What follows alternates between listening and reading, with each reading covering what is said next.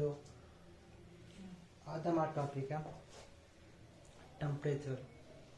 ठीक है, हम पढ़ेंगे टेम्परेचर के बारे में। टेम्परेचर क्या होता है?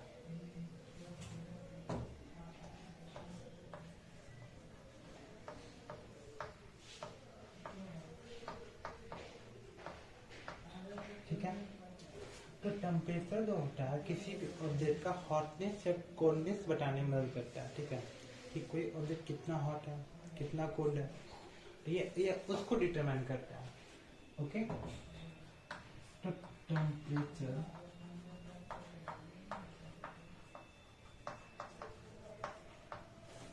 helps to determine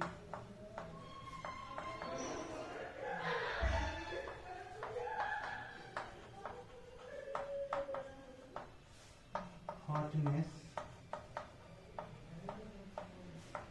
and coldness of any body।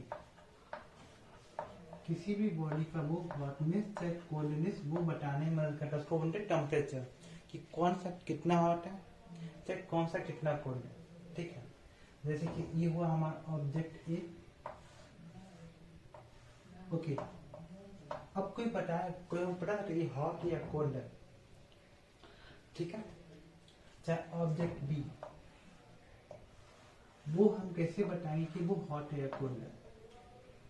Okay, हम जैसे ठंडा का मौसम में अगर हम रजाई से निकलते हैं तो हमें क्या लगता है कि हमें ठंडा लग रहा है। ओके, लेकिन जब रजाई में घुसते हैं तो हमको लगता है कि कुछ गर्मी लग रहा है। ओके, तो जो टेम्परेचर जो हम नापते हैं वो अपनी बॉडी के कंपेरिजन में, ओके, कि मेरे बॉडी के कंपेरिजन में वहाँ का टेम्परेचर क्या है वो बताता है अपने से कोल्डनेस। ठीक है, तो अगर इस हम कहते हैं कि ये बॉडी हॉट है, तो हॉट का मतलब क्या हुआ? Temperature of body A is more than the temperature of our hand. Okay, अगर इसको कहते हैं कि ये कोल्ड है, तो इसका मतलब क्या हुआ कि इसका टेम्परेचर बॉडी बी का वो क्या होगा, वो कम होगा as compare to our body temperature. Okay, तो हॉट का मतलब क्या हुआ? Temperature of A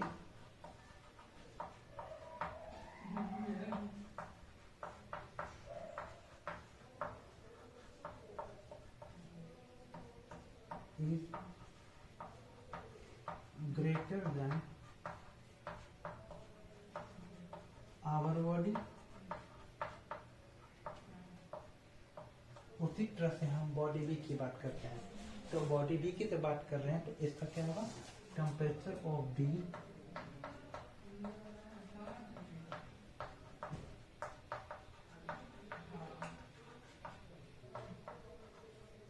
is less than our body।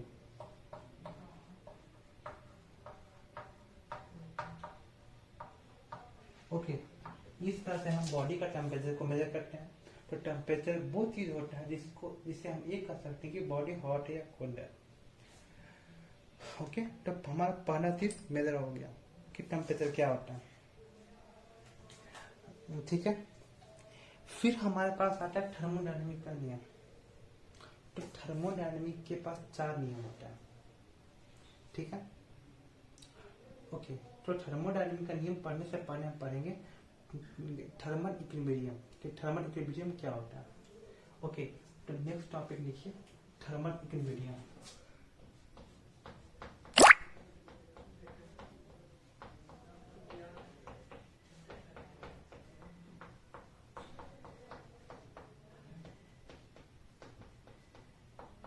Okay, तो थर्मल इक्विलिब्रियम का मतलब क्या हुआ कि अगर कोई body A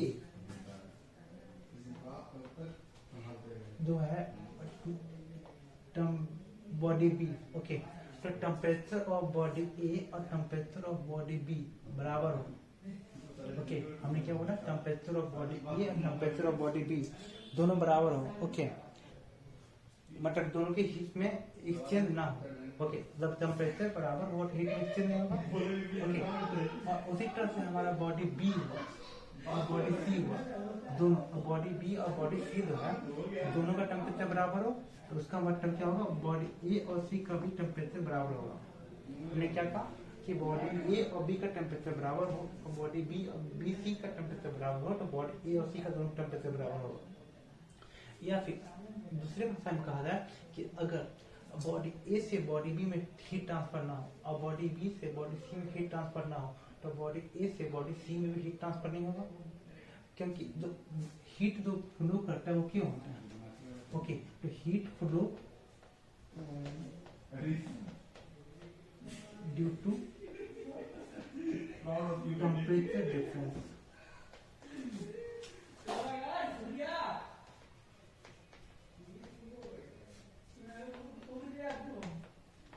heat flow due to temperature difference.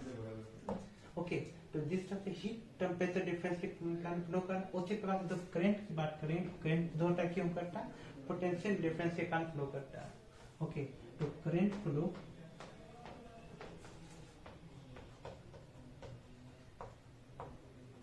Due to potential difference.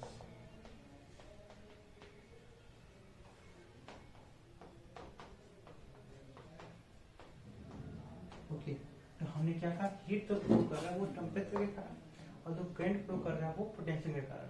Okay, तो यही इसी को बोलते हैं हम थर्मल इक्विलिब्रियम लॉ। ओके, तो हम इसी पोर्शन को लिखते हैं। ये हो गया, तो इस पोर्शन के बाद लिखते हैं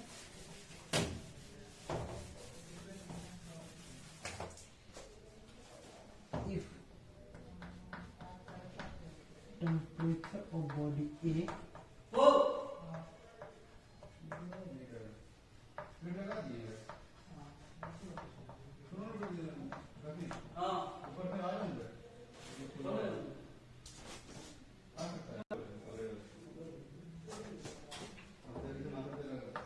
is equal to temperature of body B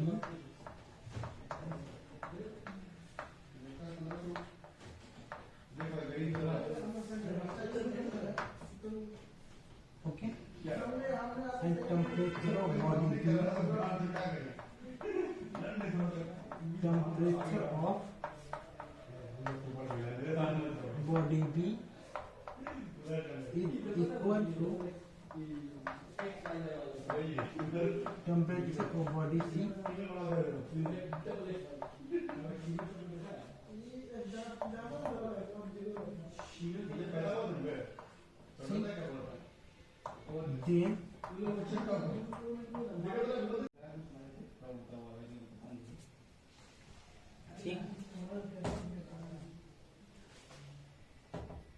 then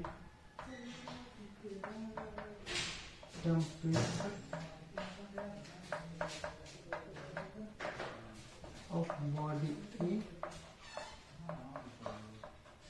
and body C must be same.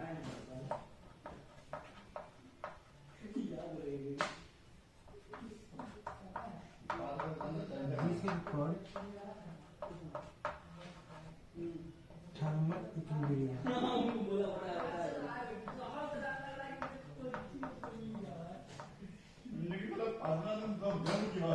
Okay, तो ये हो गया हमारा थर्मल इक्विलिब्रियम का लॉ।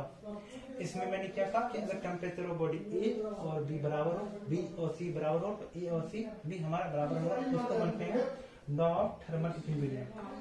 ओके, तो इसको अगर हम दूसरी भाषा में कहा जाए तो दूसरी भाषा में इसको हम क्या कर सकते हैं? तो इसको दूसरी भाषा में हम लोग कह सकते हैं कि इफ, ओके, ये हो हमारा पहला भाषा, तो इसका भाषा हम कह सकते हैं कि if there is no transfer of energy, there is no transfer of energy between, if there is no transfer of energy between body A and body B,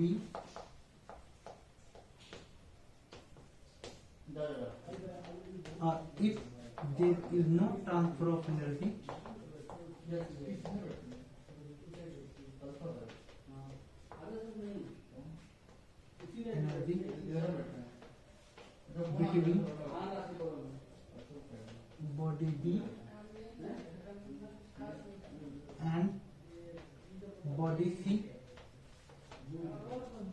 then there must be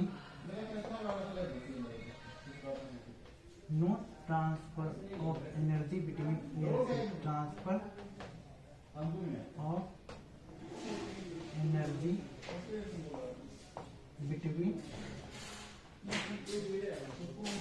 A and okay okay. तो हम लोग यहाँ तक बात करनी थी। अच्छा, अब हम पढ़ते हैं लॉ ऑफ थर्मोडायनेमिक्स। ओके, तो लॉ ऑफ थर्मोडायनेमिक्स की बात कर रहे हैं। ये 4 प्रकार का होता है। लॉ ऑफ थर्मोडायनेमिक्स का 4 रूल है।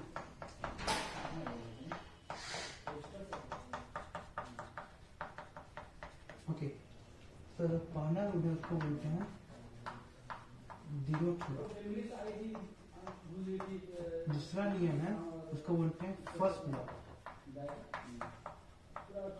और जो थर्ड लॉ है उसको बोलते हैं सेकेंड लॉ, और जो फोर्थ लॉ है उसको बोलते हैं third law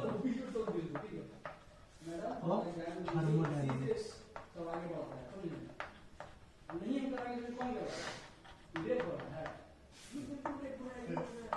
okay,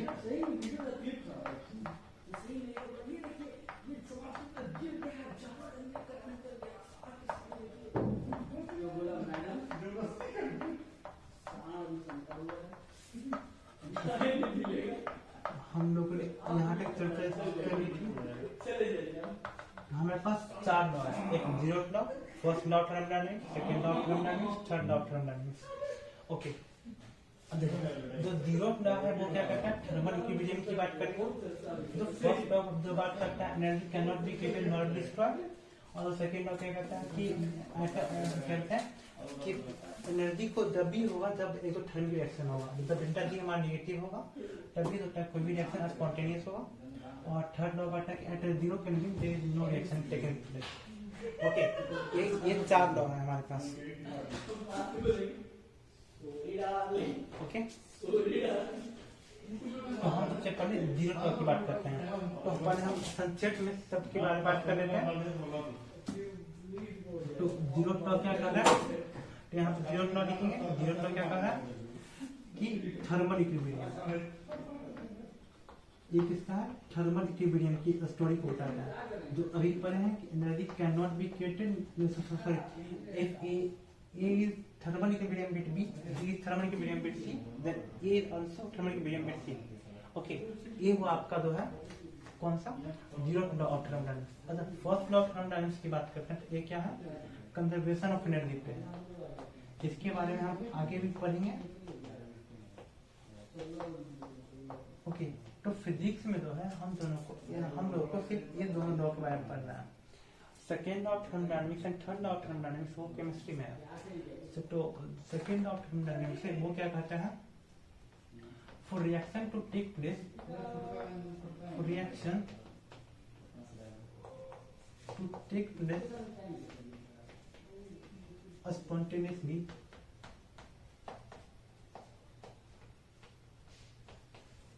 okay, delta T must be negative। Okay, और जो थर्ड लॉ ऑफ थर्मोडायनेमिक्स है वो आपको क्या कहता है, वो कहता है कि at absolute zero kelvin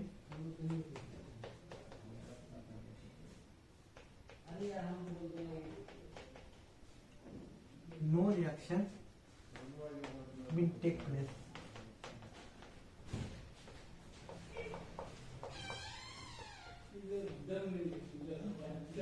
okay, ये वो हमारा 4 लॉ ऑफ थर्मोडायनेमिक्स। इसके बारे में हम एक एक करके पढ़ेंगे। तो इसके बारे में जीरो लॉ के बारे में हम लोग पढ़ चुके हैं कि क्या थर्मल इक्विलिब्रियम के बारे में, कि ए बी के साथ थर्मल इक्विलिब्रियम है, बी सी के साथ थर्मल इक्विलिब्रियम है, ए दूसरा सी के साथ थर्मल इक्विलिब्रियम में होगा ही होगा। ओके,